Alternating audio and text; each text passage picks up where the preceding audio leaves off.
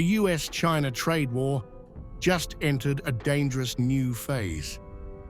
Starting October 15th, both superpowers are charging unprecedented fees on each other's ships, turning the world's busiest trade route into a battlefield.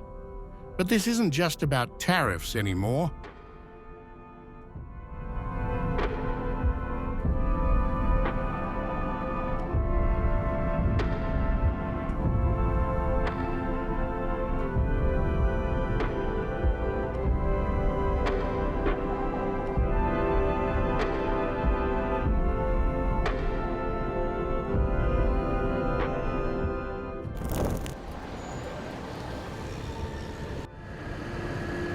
This time, it's about controlling the very vessels that carry global commerce. And the stakes? Trillions of dollars in trade, millions of jobs, and your Christmas shopping. Here's what's new. The US is now charging $50 per ton on Chinese-owned or operated ships. That fee jumps $30 every year for 3 years. China fired back immediately. 400 yuan, about $56 per ton, on American vessels.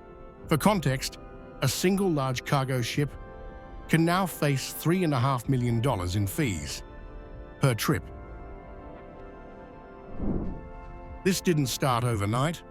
5 US labor unions filed a petition claiming China destroyed American shipbuilding. Their evidence? US shipbuilding has been in decline since the 1970s, while China now builds nearly half the world's commercial vessels.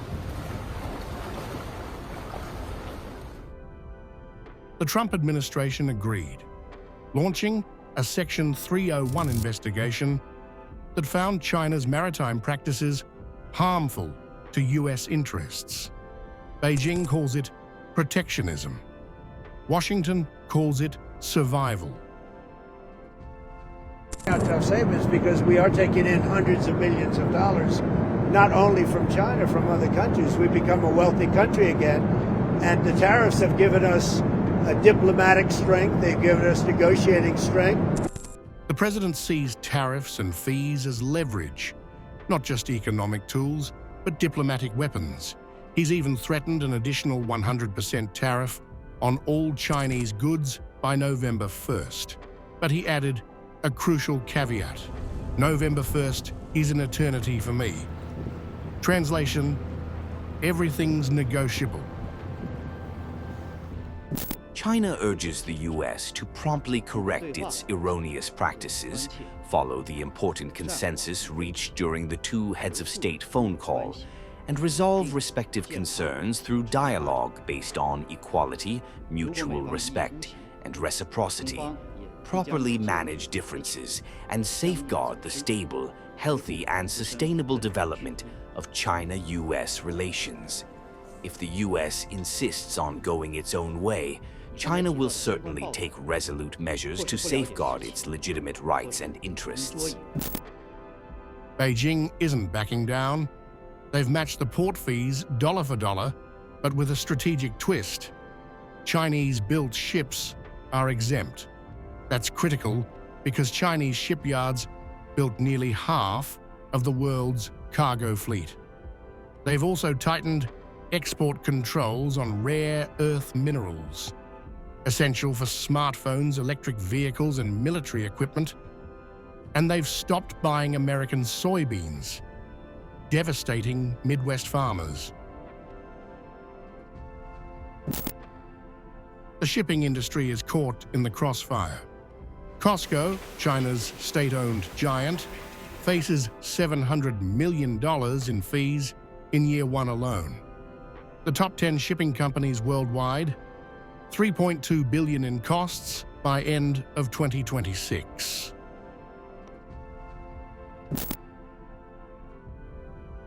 Companies like Denmark's Maersk and France's CMA CGM are frantically swapping out Chinese-built ships to avoid penalties. But COSCO can't escape. They're Chinese. So they're doing the only thing they can: cutting routes to America. The numbers don't lie. China's exports to America plunged 27% in September, the sixth straight month of declines. But here's the twist. China's overall global exports surged 8.3%, hitting a 6-month high. How? They're pivoting. Southeast Asia is up 16%, Latin America, 15%, Africa, 56%. China is simply finding new customers, while America loses access to cheap goods. So who pays the price? Not governments. American consumers will see higher prices as shipping costs get passed down. Retailers warn of supply chain chaos, possibly empty shelves by Christmas. Port workers, truck drivers, warehouse staff, job losses across the board as cargo volumes plummet.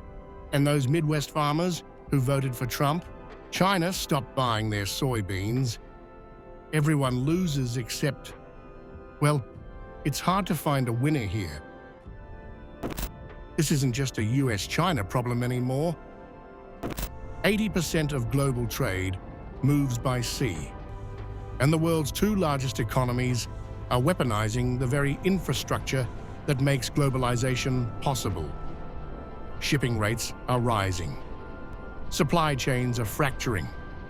Countries are being forced to choose sides.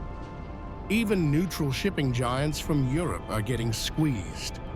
The World Shipping Council warns both nations risk harming their exporters, producers, and consumers at a time when global trade is already under pressure.